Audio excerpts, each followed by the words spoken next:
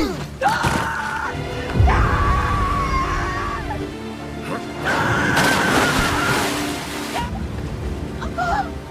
her out of here.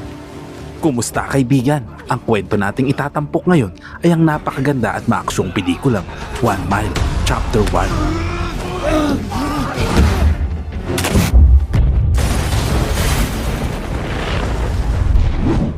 Nagsimula ang kwento sa bansang Canada. Makikita ang dalawang magkasintahan na naghahanap ng lugar upang mag-camping. Sa kanilang paglalakbay, nadaanan nila ang isang makitid na daan na halos natatakpan ng mga damuhan. Noong una ay nilampasan nila ito, ngunit may kung anong pakiramdam ang nagtulak sa kanila na bumalik at subukan ng daang iyon. Dahil dito, natagpuan nila ang isang napakagandang lugar, tahimik at tila perpekto para sa isang mapayapang pahinga. Nagsimula silang mag-relax at i-enjoy ang tahimik na paligid, ngunit hindi nagtagal ang kapayapaan. Sa malayo, makikita ang isang grupo ng kahina-hinalang mga lalaki ang papalapit habang may daladalang mga armas. Lumapit ang binata sa kanila, iniisip na isa lamang itong hindi pagkakaintindihan, ngunit sa halip biglang nagulo ang lahat. Walang pag-aalinlangan, sinalakay ng mga lalaki ang magkasintahan, kinidnap nila ang babae at sinaktan ng binata hanggang sa mawalan ito ng malay. Sa ibang eksena, makikilala ang isang teenager na babae na nagngangalang Alex na kasalukuyang nakikipagkumpetensya sa isang women's soccer tournament. Sa gilid ng field, makikilala natin si Danny Beckett, isang dating sundalo ng Special Forces na siya ring ama ni Alex. Malalaman din natin na hindi maganda ang kanilang relasyon. Habang lumalaki si Alex, palagi niyang nararamdaman na pinapabayaan siya ng kanyang ama dahil mas pinili ni Danny ang kanyang karera sa militar kaysa maging ama sa kanilang pamilya. Pagkatapos ng laro, nakipagkita si Danny sa kanyang asawa na si Janine. Hindi tulad ni Alex na may nararamdamang galit sa ama, si Janine ay may maayos na ugnayan kay Danny. Nauunawaan niya na ang tanging paraan upang maayos ang relasyon ng mag-ama ay ang bigyan sila ng oras na magkasama. Kaya hiniling niya kay Danny na isama si Alex sa isang study tour upang bisitahin ang mga college universities at matulungan siyang magdesisyon tungkol sa kanyang kinabukasan. Sa kanilang pag-uusap, nabanggit ni Danny na nag-retired na siya mula sa Special Forces. Nagulat naman si Janine dahil sa loob ng maraming taon, napakahalaga ng karir nito sa kanya. Ngunit ngayon ay mas pinili nitong magretiro sa batang edad. Alam niya na napakarami ng oras ang nasayang, kaya ngayon ang tanging layunin niya ay ayusin ang nasirang relasyon nilang mag-ama. Ipinaliwanag ni Danny na simple lang ang dahilan. Ayaw na niyang mawalan ng pagkakataon na makasama ang kanyang anak na babae. Alam niyang napakarami ng oras ang nasayang, kaya ngayon ang tanging layunin niya ay ayusin ang nasirang relasyon nilang mag-ama. Kinabukasan, sinundo ni Danny si Alex upang simulan ang kanilang paglalakbay sa mga paaralan. Makikita sa mukha ni Alex na hindi ito lubos na komportable sa ideya. Para siyang naiilang at hindi sigurado kung paano makikitungo sa isang ama na ni minsan ay hindi naging malapit sa kanyang buhay. Habang nagmamaneho, ginawa ni Danny ang lahat para gumanang mood ng kanilang biyahe. Sinubukan niyang makipagkwentuhan sa pamamagitan ng mga simpleng tanong at umaasa na mababasag ang katahimikan sa pagitan nilang dalawa. Huminto sila sa isang gasolinahan at muling sinubukan ni Danny na makipag-usap sa kanya. Sa pagkakataong ito, napunta ang usapan sa social media. Ngunit maikli lamang ang mga sagot ni Alex. Kadalasan ay nakatingin lamang ito sa bintana na tila malalim ang iniisip. Nabanggit niya na habang nakadeploy siya sa ibang bansa, paminsan-minsan ay nanonood siya ng Agnus Project sa YouTube upang malibang. Ngunit sa halip na makatulong, lalo lamang nitong pinasama ang sitwasyon. Nasaktan si Alex dahil iniisip niya na kung may internet pala siya noon, bakit hindi man lang siya nagkaroon ng pagkakataon na makipag-ugnayan sa kanila. Sinubukan ni Danny na ipaliwanag ang kanyang sarili, ngunit wala ng interes si Alex na makinig sa kanyang mga dahilan. Lalo pang tumaas ang tensyon nang mapansin ni Alex na tila may dala pa ring armas si Danny. Hiniling niya rito na itago ito at pumayag naman si Danny. Piniling unahin ang kapayapaan kaysa sa kanyang pride. Maya-maya pa, dumating sila sa unang kolehiyo. Halatang hindi komportable si Danny at parang hindi niya alam kung paano kumilos sa lugar na iyon.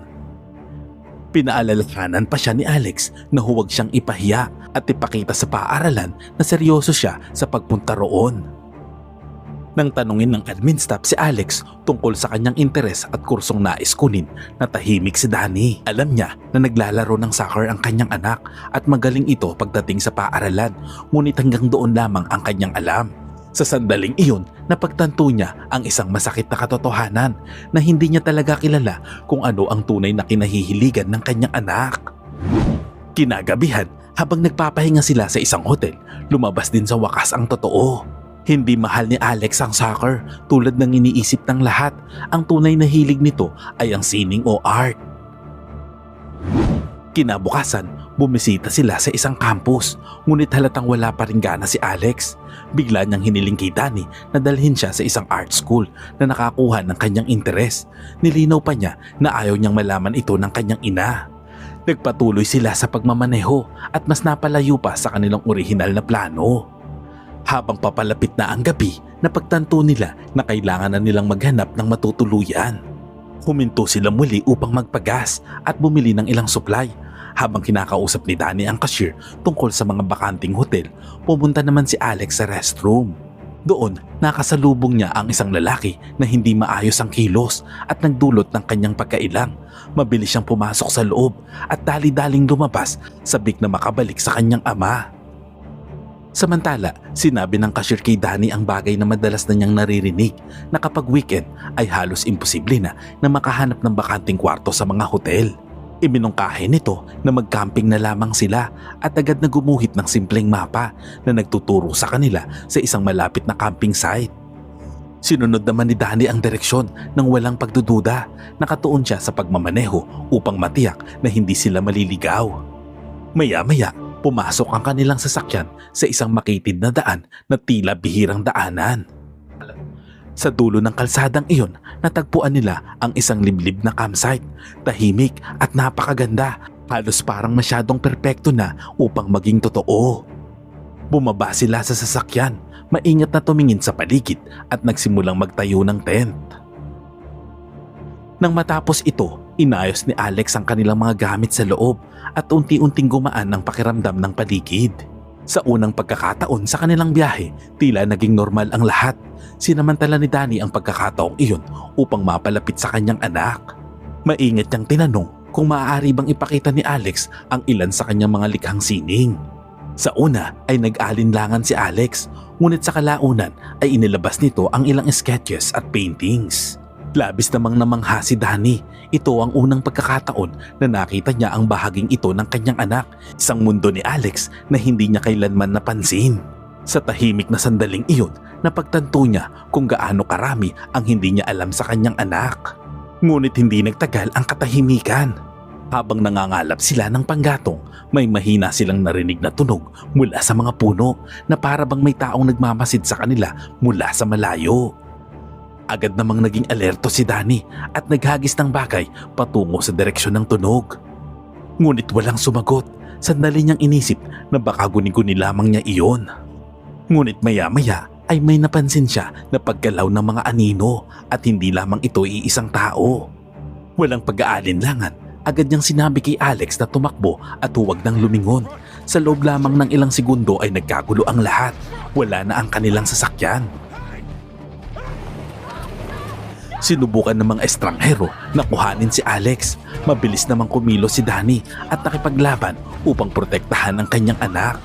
Tumakbo sila papasok sa malalim na bahagi ng kagubatan, desperadong mailayo ang kanilang sarili sa mga humahabol sa kanila. Sa huli, nakahanap sila ng masisilungan sa loob ng isang kuweba. Sa kadiliman, aksidenteng napansin ni Alex ang isang bungo ng tao at napasigaw ito sa takot. Mabilis namang tinakpan ni Danny ang kanyang bibig upang hindi sila marinig. Sa gitna ng takot, nakaramdam ng matinding guilty si Alex. Naalala niya na siya ang nagpumilit kay Danny na iwan ang kanyang armas sa loob ng sasakyan. Kaya ngayon ay wala silang anumang bagay na dala upang maipagtanggol ang kanilang sarili. Pinakalma siya ni Danny at tiniyak na hindi niya ito kasalanan. Ang mahalaga ay makaligtas sila at makahanap ng paraan para makalabas ng kagubatan. Muli silang naglakad, pilit na dumaan sa makakapal na puno at damuhan.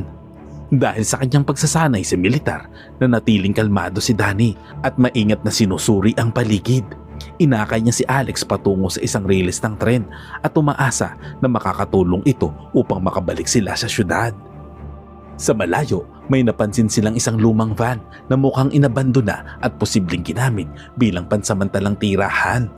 Dahan-dahang lumapit si Danny habang sinusuri ang paligid upang matiyak na ligtas ito. Umaasa siya na makakakita sila ng mga kagamitan o anumang bagay na makakatulong sa kanila. Ngunit sa sandaling mabuksan ng pinto ng van, biglang bumalik ang mga umaatake at pinalibutan sila. Nakipaglaban si Danny gamit ang lahat ng kanyang lakas. Sa pagkakataong ito, sumali na rin si Alex sa laban. Ginawa ang lahat na makakaya upang makatulong. Nagawa nilang mapabagsak ang ilan sa mga lalaki, ngunit patuloy na may dumarating pang iba. Pagkatapos, nakaharap ni Danny ang isang napakalaking kalaban, isang lalaki na may napakalakas na puwersa. Saglit na nahirapan si Danny at halos mawalan ng kontrol sa laban. Ngunit dahil sa kanyang karanasan at mabilis na pag-iisip, nabaliktad niya ang sitwasyon at sa huli ay napabagsak din niya ang lalaki. Muli silang tumakbo upang tumakas, ngunit habang tumatakas, nadapa si Alex at napilayan ang kanyang bukong-bukong. Nasaktan si Alex, ngunit mas mabigat ang emosyonal na pagkabigla ang kanyang naramdaman. Nakita niya mismo ang kanyang ama na pumatay ng mga tao sa kanyang harapan. Mahigpit siyang niyakap ni Danny at pinaalala na ang lahat ng ginagawa nito ay para sa kanilang kaligtasan. Samantala, galit na galit ang mga kidnappers. Ilan sa kanilang mga kasamahan ang napatay ni Danny. Saglit nilang naisip na itigil na ang paghahanap, ngunit alam nila na hindi sila maaaring bumalik ng walang dala. Kapag nabigo sila na hindi makuha si Alex, hindi sila patatawarin ng kanilang pinuno. Habang nangyayari ito, nakahanap naman ng masisilungan sina Danny at Alex sa isang kuweba malapit sa ilog. Nagpasya silang manatili roon ng magdamag at kumain ng kaunting pagkain na natitira sa kanila upang makabawi ng lakas. Sa tahimik na kadiliman ng gabi, nagkwento si Danny tungkol sa kanyang nakaraan. Ikinuwento niya ang kanyang huling misyon sa isang lugar ng digmaan. Gusto niyang iligtas ang mga sibilyang natrap doon, ngunit mahigpit itong tinanggihan ng kanyang commanding officer. Dahil sa magkaibang paninindigan, nagkaroon sila ng matinding pagtatalo. Mula noon, nakaramdam si Danny na hindi natugma ang kanyang konsensya sa tungkulin na kanyang ginagampanan. Doon niya napagdesisyonan na magretiro na. Iniwan niya ang karera na buong buhay niyang pinaghirapan. Mabigat ang kanyang puso nang aminin sa lahat ng taon ng serbisyo, hindi niya sinubukang makipag-ugnayan kay Alex. Alam niyang nabigo siya na maging ama na kailangan ng kanyang anak. Matapos ang lahat ng nangyari, ipinangako niya sa sarili na gagawin niya ang lahat ng makakaya upang protektahan ito. Dumating ang umaga, bumangon si Alex at sandaling lumayo upang mag-CR. Sinabihan naman siya ni Danny na huwag lumayo, ngunit wala siyang kaalam-alam na papalapit na pala ang mga humahabol sa kanila. Habang naghahanap si Alex ng ligtas na lugar, napansin niya ang mga parehong mga tao na humahabol sa kanila noong nakaraang araw. Kasabay nito, inatake si Danny mula sa likod at nag-umpisa ang isang mabangis na labanan. Malakas ang kanyang kalaban. Halos naabot na ni Danny ang kanyang limitasyon. Ngunit gamit ang huling natitirang lakas, nagawa niyang talunin at pabagsakin ang lalaki. Mabilis namang bumalik si Alex at muli siyang tumakbo sa kagubatan. Sa pagkakataong ito, nakarating sila sa isang dead end. Sa harap nila ay may isang malalim na bangin at mabilis na daloy ng tubig. Wala ng oras para mag-isip. Sinabi ni Danny kay Alex na kailangan nilang tumalon. Natakot siya, nanginginig ang kanyang katawan, ngunit patuloy naman siyang hinikayat ni Danny at kinumbinsi na malalampasan nila ang panganib kung sabay silang lulundag. Ilang sandali pa, sabay silang tumalon, bumagsak sila sa ilog at sa kabutihang palad nakaligtas silang mag-ama. Ngunit mula sa itaas ay pinaulanan sila ng mga kidnappers ng pana. Lumangoy sina Danny at Alex gamit ang lahat ng kanilang lakas, sumisid sa ilalim ng tubig upang makaiwas sa tama. Matapos ang mahabang pakikipaglaban, sa wakas ay narating nila ang pampang ng ilog. Ngunit sa kasamaang palad, sa sandaling umakyat sila, napalibutan na sila ng mga lalaki. Agad na kinuha si Alex ng mga tulisan. Sinubukan ni Danny na lumaban, ngunit sa pagkakataong ito, dumating ang kanilang leader na si Stanley at nagbanta na papatayin siya kung susubukan pa niyang kumilos. Bago pa man makaatake si Danny, tinamaan siya ng malakas at nawalan ng malay. Sumigaw naman si Alex habang pinapanood ng ama na walang awang binubugbog. Nagmamakaawa ito ngunit walang nakikinig. Nang mawalan ng malay, itinapon si Danny pabalik sa ilog. Ilang sandali pa, naalala ni Danny ang mga sinabi ni Janine na protektahan si Alex anuman ang mangyari. Ang alaalang iyon ang nagbigay ng lakas kay Danny. Pinilit itong magising, nagsumikap na makalapit sa pangpang ng ilog at tiningnan ang sugat sa kanyang ulo. Kahit na masakit ito ay hindi niya ito pinansin. Humihingal, muling sinuri ni Danny ang nangyari. Pinagmasdan ng paligid malapit sa ilog at pagkatapos ay sinimulan niyang sundan ang mga bakas ng mga kidnappers. Samantala, dinala si Alex sa isang bahay sa isang liblib na lugar. Sa loob, nakilala niya ang isa pang babae na isa ring biktima ng grupo ni Stanley. Nawalan na ito ng pag-asa at alam niya na wala ng paraan upang makatakas at naniniwala na dapat nang tanggapin ni Alex ang kanyang kapalaran. Hindi nagtagal, dumating si Stanley, kalmado ngunit nakakatakot ang dating. Tiniyak nito kay Alex na hindi niya ito sasaktan. Pagkatapos, sinabi nito ang kanyang tunay na layunin. Ayon dito, malapit nang maubos ang kanyang tribo dahil hindi na normal ang reproduksyon ng mga babae sa kanilang rehiyon. Plano nitong gamitin si Alex upang ipagpatuloy ang kanyang lahi. Ngunit tumanggi si Alex na sumuko. Sinamantala niya ang sandali. Ginulo niya si Stanley, inatake ito at tumakbo ng mabilis hanggat kaya niya. Samantala, nakarating naman si Danny sa lugar kung saan nagtipon ng mga kasamahan ni Stanley. Maingat na pinagmamasdan ni Danny ang paligid, naghihintay ng tamang pagkakataon. Nang dumating ang tamang oras, agad siyang kumilos ng walang pag-aalinlangan. Isa-isa niyang napabagsak ang mga tauhan ni Stanley at mabilis na naging marahas ang laban. Samantala, patuloy na tumakbo si Alex hanggang sa matuklasan niya ang nakakatakot na katotohanan. Ang lugar na kanyang tinatahak ay isang liblib na isla na pinalilibutan ng dagat. Walang malinaw na daan palabas, labis siyang nabigla, napaiyak siya, ramdam ang pagkakakulong sa isang mundo na mapanganib at hindi pamilyar. Balik sa kampo, nahuli ni Danny ang ilan sa mga tauhan ni Stanley at pinilit silang sabihin ang kinaroroonan ni Alex. Sa halip na makipagtulungan, inonsulto siya ng mga ito at sinabi na hindi na niya makikita ang kanyang anak kailanman. Dahil dito, lalo namang tumindi ang galit ni Danny. Sinaktan niya ang isa sa kanila upang pilitin ng iba na magsalita. Nang patuloy silang manahimik at insultuhin si Alex, nawalan siya ng kontrol at lalo pang tumindi ang kanyang pagpapahirap. Sa huli, sumuko ang isa sa kanila at inamin na si Alex ay nasa isang isla. Hindi pa rin malinaw ang impormasyon kaya pinilit ni Danny na magsalita pa sila. At sa wakas, lumabas ang buong katotohanan. Si Alex ay balak na gamitin upang magkaanak at ipagpatuloy ang lahi ni Stanley. Nang marinig iyon, agad na nakipag-ugnayan si Danny kay Stanley. Tiniyak niya na buhay pa si Alex at pagkatapos ay nagbigay ng malinaw na babala. Ang anak ni Stanley ay hawak ni Danny at kung may mangyaring masama kay Alex, may kaakibat na kaparusahan ito. Nanginginig si Stanley sa banta at alam niya na hindi nagkukunwari si Danny. Ipinangako naman ni Danny na kung nais ni Stanley na manatiling ligtas ang kanyang anak, siya mismo ang dapat na pumunta at dalhin si Alex. Ilang sandali pa ang lumipas, dumating si Stanley kasama ang kanyang mga tauhan sa napagkasunduang lugar.